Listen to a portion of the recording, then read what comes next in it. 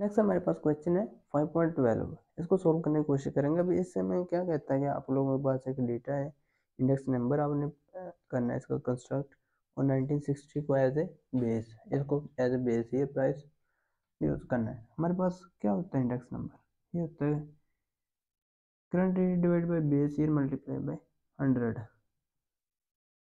Current year क्या है, current वही होता है, हर ईयर का करंट ईयर चेंज होता है लेकिन बेस ईयर हमेशा सेम रहता है।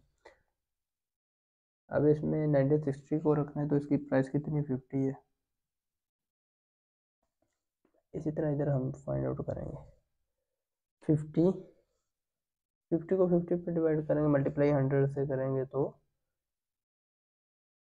आंसर 100 ही आएगा।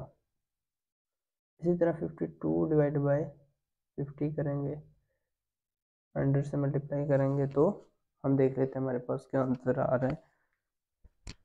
कि ये आपने बेसिकली लिखना तो नहीं है,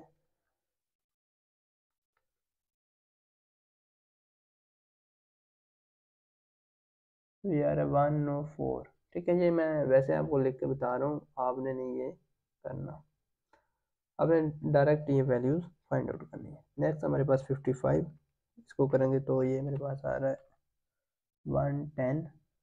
57 है तो ये आ रहा है मेरे पास 114। नेक्स्ट 62 है तो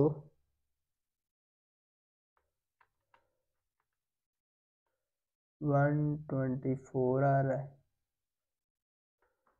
नेक्स्ट 72 है तो ये 144 आ रहा है। नेक्स्ट 73 है तो ये 146 आ रहा है।